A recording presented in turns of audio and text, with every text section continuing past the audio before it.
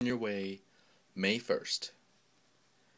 And if you look at the little not the microsite, but the card for the Extreme Rules, don't be surprised if you see the Edge Del Rio match taken away. I was going to go through that later, but I mean, just so we get that out of the way and just so people will not be like, oh my god, what happened to this match? Well, if you saw Raw tonight, Edge shockingly retired. I actually thought this was going to be a Ric Flair thing. I thought that he wasn't going to retire. But moving on to the story, I mean, with that broken neck, I mean, it was going to be borrowed time, like he said. Wasn't going to last forever. And, it is what it is. Edge retired, and I mean, honestly, I can't think of a better way to go out than for him to retire as a world champion. However, this means on SmackDown, he will have to forfeit the world championship, and, yeah. That means the Del Rio Christian match was kind of made out of nowhere, and we actually could see Christian and Del Rio for the world title at Extreme Rules, if I'm thinking correctly. But Del Rio is still number one contender, and I guess we'll see what happens from there.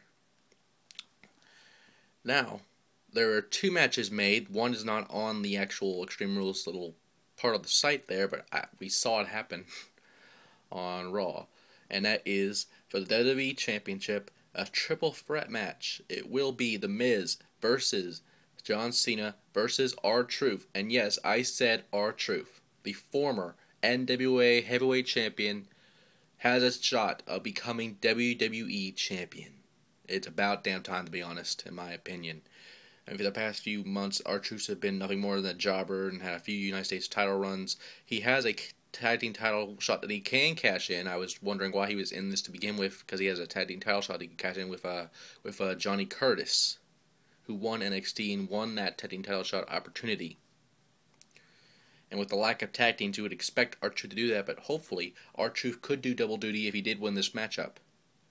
Now, what happened is there was a 5-man gauntlet match, and the first two men were Orton and Dolph Ziggler. Dolph Ziggler has an upset win against Orton. BS, there was some distraction with Nexus, so I'm not surprised with that. But R-Truth goes on to win against Dolph Ziggler and John Morrison, and then a double disqualification where The Miz and Alex Riley attacked both The Miz and R-Truth when clearly John Cena was attacked first. And I hate to say it, Cena probably could have won by disqualification.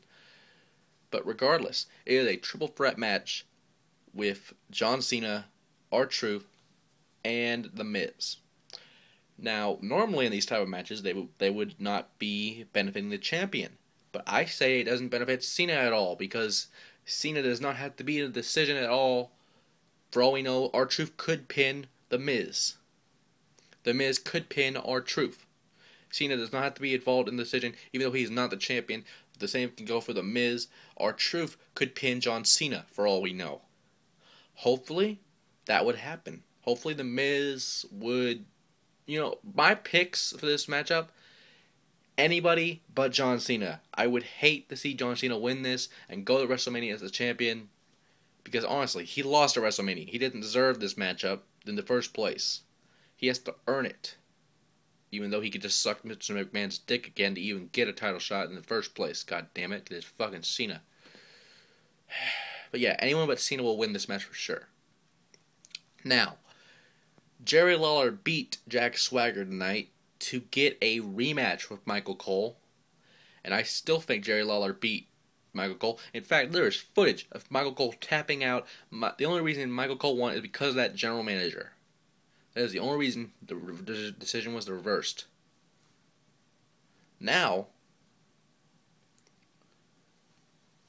this is an amazing match. Lawler got to pick the stipulation for Cole's match, for the match between him and Cole. And the match was a tag team match. It was Michael Cole and Jack Swagger, the All-American American, to face the King, Jerry Lawler, and Jim Ross. Good old JR. Now, if you're wondering why JR's in this matchup, and if you're doubting JR to be a good play in this matchup, don't forget, he beat Triple H in a match several years ago on Raw. And there is, and I'm not bullshitting about this. There was an actual match, Triple H against JR, and JR beat the game. So it is very possible that JR could be a good player in this matchup.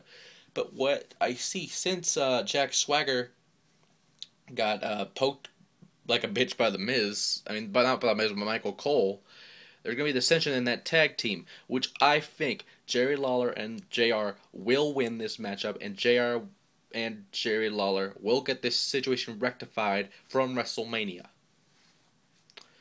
But for right now, Extreme Rules is May the 1st.